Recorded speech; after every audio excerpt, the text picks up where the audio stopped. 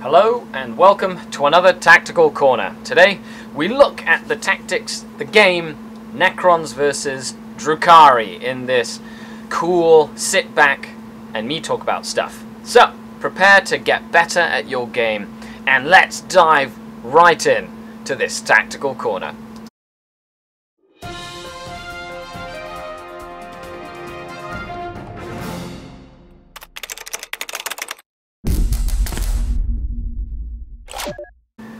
Hello and welcome to the next Tactical Corner. If you have not watched the battle report that we are talking about, please check the link down below and go and check it out. Today I played a 1500 point game against John in the next installment of the Hunt for Liquid Flesh. And John brought a cool Necron army versus my new Drukhari. Now he was running a very eclectic army with two Mephrit detachments. One was a heavy support, a vanguard. One was a battalion, and then he had a Neferiti, I believe, outrider detachment, which allows the Scarabs and the Destroyer Lord to reroll misses on the first round of combat. It's a very finesse army. Not a lot of models for 1500 points, but it had the potential to pack quite a punch.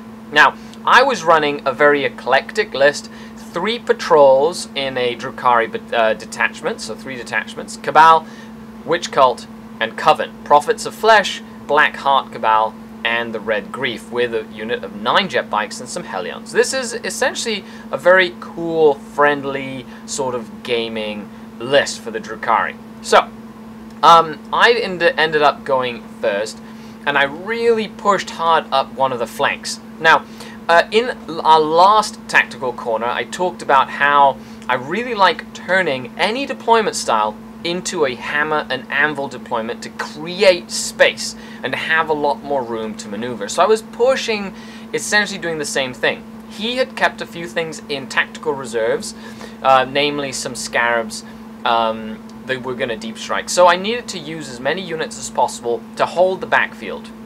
I also threw a Venom with my Witches off on the far right-hand flank to try and bait his Destroyer Lord and the Scarabs to come up towards them and move them away from my main assault, where the Talos, the Raks, and the Cabalite Warriors were going to attack. Now, the bait worked.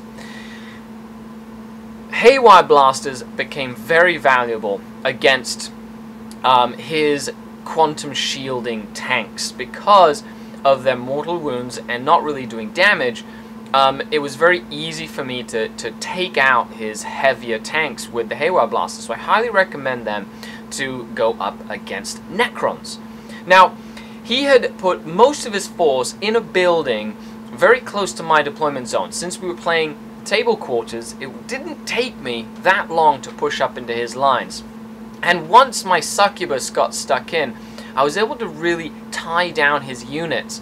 And his infantry fell pretty quickly without the ability to fall back away from combat, having to win those dice rolls. The Grotesques and the Raks really soaked up a lot of firepower, as well as the Talos.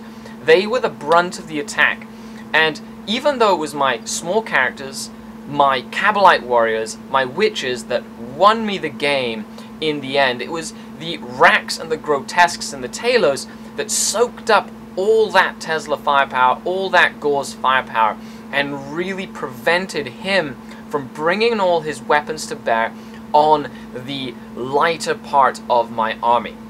Now, after talking about the way that the Necrons played, John and I discussed how he really lost the game during deployment. You know, he should have given himself a lot more room and used screening units more effectively to prevent the thrust of my my army to get into his lines, using either a unit of Necron Warriors or even a unit of Scarabs as more of a buffer zone to stop me from getting into his forces so quickly, because I was really up in his face extremely efficiently. Now, him taking the bait with the Destroyer Lord and then later coming into the battle allowed me to deal with most of his army before the Destroyer Lord came into play. And once the Destroyer Lord was close enough, I had enough forces to tie him up in close combat and essentially bog him down. I didn't really kill him because he was so tough, but he didn't really do damage to my army, and that was a big chunk of points that he didn't really use effectively. So all in all, it was an orchestrated battle plan. Now, Drukhari work best when you get to see what the enemy wants to do and prevent them from playing their game. As Adam Abramowitz would say, you want to put them in your pocket and have them play your game. Thanks a lot for tuning in to this Tactical Corner. This is Skari, your grateful host, signing off until next time.